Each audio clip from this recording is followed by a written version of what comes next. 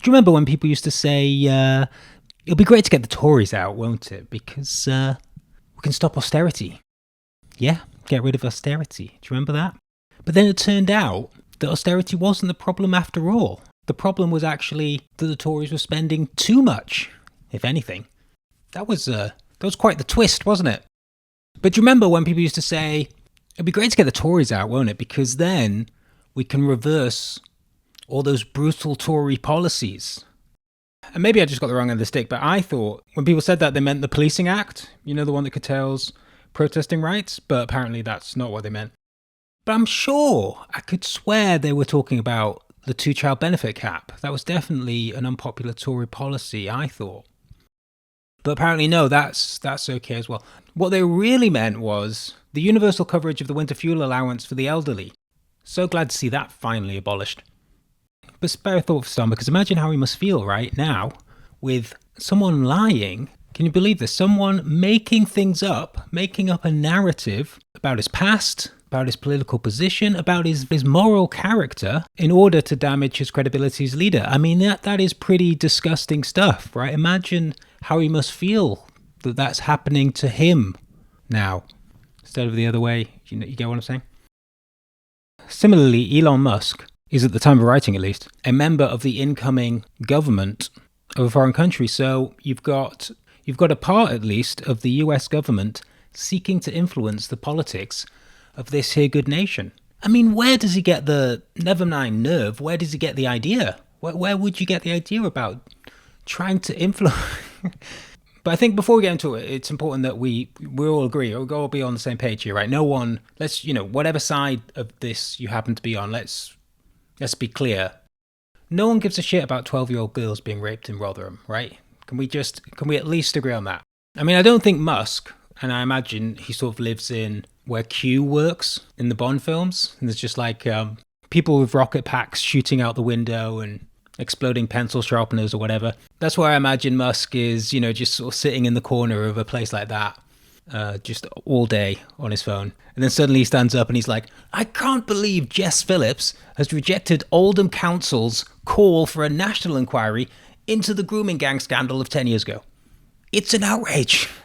And like one of his advisor people or whatever was like, who is Jess Phillips? What are you talking about? Jess Phillips, the new Labour government's minister on tackling violence against women and girls and domestic violence in general. You don't know who Jess Phillips is? What? Do you even read the news?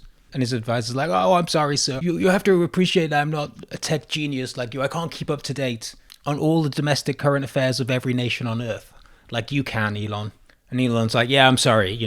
I forget sometimes the limitations of humans. Regardless, though, something has to be done. Something has to be done to protect the children. And his advisor's like, well, I'm glad you bring that up because that Rodney Dangerfield impersonator you're always discussing AI with, he's actually overseeing a genocide currently in Gaza. Whoa, that's not, that's a completely different, that's a very complicated situation. It's very hard to know who's killing who or why. That's nothing like the grooming gang scandal in the UK, which is very, very straightforward. It's all Keir Starmer's fault. In many ways, Starmer basically did it himself in a drunken stupor. Now, to my private jets. Let's go save the children. But sir, remember, in the UK you can be arrested for tweeting. Excreting. I warned you about dead naming X, but great Scott, you're right. I imagine Elon Musk is kind of like Doc out of Back to the Future. Great Scott, you're right, you can be arrested. It's too dangerous. I know what I'll do. I'll excrete about it, like I do everything else. I'll DM the king himself and request he has Starmer removed. And scene. And I think that's probably how it went down. Asking the king to dissolve parliament is probably not the worst idea he's ever had. The problem is, though, the king is very old and sickly. So I doubt he'd be up to the task of overturning the conventions of British democracy and all that might entail, unfortunately. But then again, that's what you get, isn't it? If your head of state is decided through the lineage of a family where everyone lives to around 100. To be honest, I don't think it's a great system, and I don't have much sympathy. I think if Musk was really serious about this, he'd think first of getting rid of the king. Then you get rid of the prime minister. We've got to take these problems in order. Having said all that, though, when I think back to how I first heard about the grooming gangs, I do have a vague memory that I did actually hear about it from the far right. I have like a vague memory of seeing some racially charged comments on a YouTube video, like 12 years ago, whenever it was. And they were referencing some grooming gangs or something in Rotherham, and I was like, what are they talking about?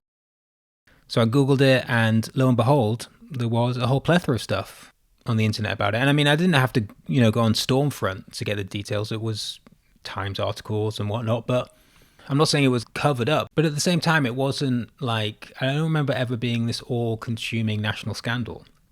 I mean, there's many reasons for this. One that springs to mind is that the Jimmy Savile story broke later that year. So, but I suppose that's one of the issues you run into here in the UK, a kind of media oversaturation of paedophile sexual abuse scandals. I mean, how can they be expected to cover them all? And I guess this is in part, at least, the problem for Starmer, being so entwined in the British establishment and becoming Prime Minister in the middle of a worldwide wave of anti-establishment feeling. Now, you can argue about how much Starmer was directly involved or to blame for this stuff, but the thing is, that's secondary to the fact that he's implicated at all, right? I think what Starmer supporters tend to ignore or don't understand, maybe, is how all of this stuff is part of a much deeper, wider, and growing skepticism around British institutions and authority in general. It's not really about the particulars of what any individual happened to do while working there. And obviously, when I say skepticism, I mean hatred. Be it the government, national or local, parliament, the media, the police, the courts, the intelligence services, and basically anything else that Starmer's reputation is built on. For a lot of people, these things are the problem. And so it sort of doesn't matter whether you did a good job there or not. For many people, these things need to go. They need to be overhauled, drain the swamp, etc., that kind of thing. The irony, though, is that in many ways this is no different from Starmer's own pitch to the country 6 months ago. But while Starmer supporters saw the problems of the UK primarily being a result of Tory rule, if you get rid of the Tory government and Tory politicians and the bad people and replace them with the good Labour people, then things would be better. And the anti-establishment crowd basically agree, it's just that they cast a wider net, yeah? They include Labour in the fuck-up. But the thing is, in the end, it's still the same idea of we just need to change the management. Just need to get the right people in. Just better leaders, better leadership. And what you don't have is any clear thoughts, never mind a consensus. No one's even thinking about what actually the solutions might be, what they might look like. And certainly not thinking, is there something sort of structurally built into the way that we think about the UK and economics and the way government works and the way that it interacts with the private sector, and what is the private sector? How does that function? How should it function? It's like, no, it's just, if we just got Nigel Farage in, that'll do it. But anyway, getting back to Musk and Starmer, what I think you've got, I mean, it's fairly obvious, I suppose, is a factional war taking place within corporate America. And the thing about corporate America is that it's completely entangled with the security state of America, which the UK is also completely entangled with. So I suppose for that reason, you can understand why there might be an interest in who is running this sorry little island of joy. I guess the question is, though, like, what is the disagreement? What is the actual fight about? It certainly doesn't seem to be immigration. As one of the reasons that Musk might have become so consumed by European politics over the last week or so is because of the flack he's getting in the US from the MAGA base for his pro-visa stance.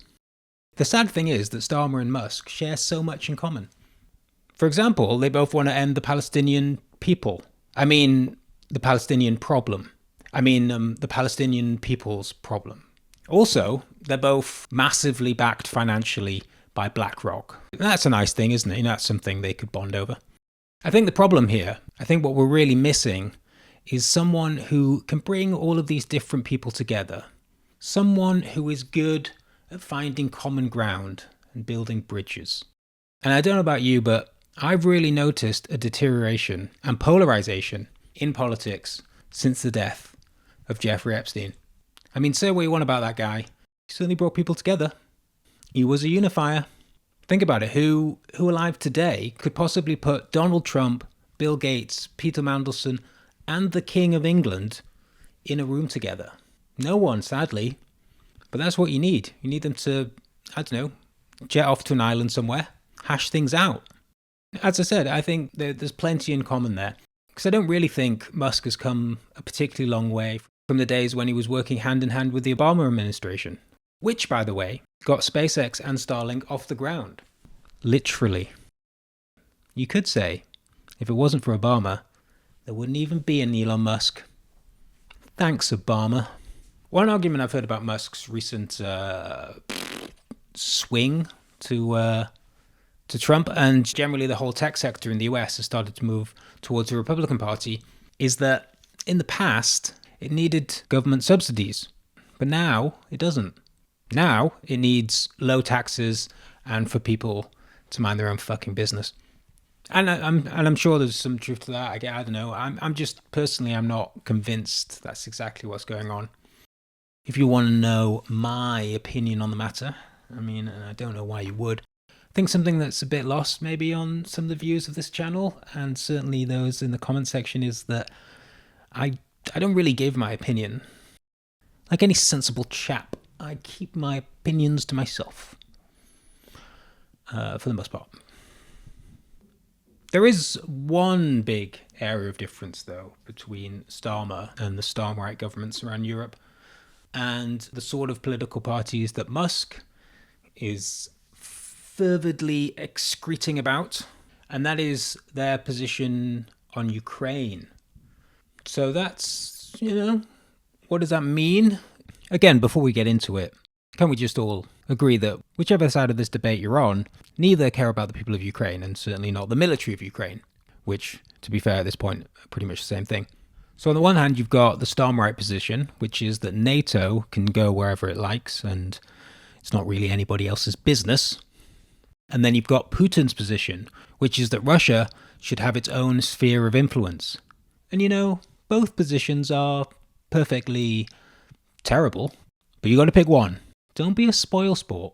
Now, the Biden administration was definitely behind the NATO position, as were pretty much every president since NATO formed. So you can understand it will be quite a shocker if Trump turns out not to be as enthusiastic as his predecessors, which include himself, I guess.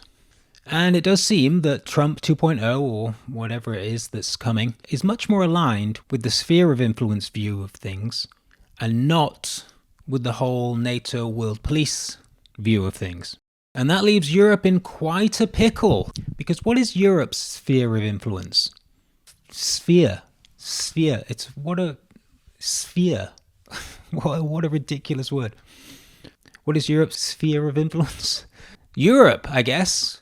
And that's a complete mess at the moment. I mean, who would want to sort that out? But I think the main thing that Musk is thinking, that Musk is a sign of, is that as a very wealthy individual with a lot of companies and employees and infrastructure, a lot of dealings and a lot of wheelings on top of those dealings, he's looking at the political situation, primarily in the US, but also internationally. And what he's decided, whether you like it or not, is that the sort of political rhetoric and policies, I guess, of politicians like Starmer and what's-his-face, Schultz, these are not really working anymore. And they're certainly not resonating with the public. And I think what Musk is thinking is that basically this whole thing that these people have got going on, I guess you could call it centrism or neoliberalism, call it what you will. But basically everything that Keir Starmer's Labour Party is and represents, Musk is thinking this is on the way out. Taxi for Fukuyama. I think what Musk thinks is that this is all over, and what he's trying to do is get in with what's coming next. And the thing is, when people who are in the position that Musk is in think that things are over, it tends to be a self-fulfilling prophecy. But then again, it could just be that he hates Muslims. I don't know. I don't know anything. I don't know what's going on at all. For all I know, Keir Starmer could be Prime Minister for the next 20 years. He could be more popular by the time of the next general election than he's ever been. Although it's probably worth noting that no PM has completed a full 5-year term since Cameron in 2015. So that's 10 years. Now, again, you might put that down to Tory incompetence, but I think there's every chance that it's a little bit bigger than that. Just look around Europe. It's absolute chaos out there. And though I don't think the king is going to remove Starmer, because he's a coward, I also wouldn't just assume that Starmer or even Labour will be in power for the next 5 years. I think it's likely, but I don't think these things are as likely as they used to be. Now, Musk also has a lot of criticism about Farage, the darling of the slightly to the right of centre-right politics in the UK. Now, the general consensus on Farage is that he's been a massive boon to right-wing politics, mainstreaming Brexit and boat spotting and all that. But again, you look at what's happening in France, Germany, what's happened in Italy, the US, there's an argument that Farage is a bit behind on these things. There's always the outside chance that he's actually a terrible politician, and if it wasn't for his shitness, a reform-style party would have usurped the Tory party long ago. Which makes me wonder, what about the violator himself, Boris Johnson? What are his thoughts? Could he be the key to unlocking Elon's millions? Because in my opinion, this is only my second opinion of the video, I reckon he could be scarily good, a scarily good leader of reform. Have we seen the last of Boris Johnson, really? Cast out of the Tory party, much like Osama bin Laden's treatment by the CIA? Maybe we'll see Boris Johnson return with a bang!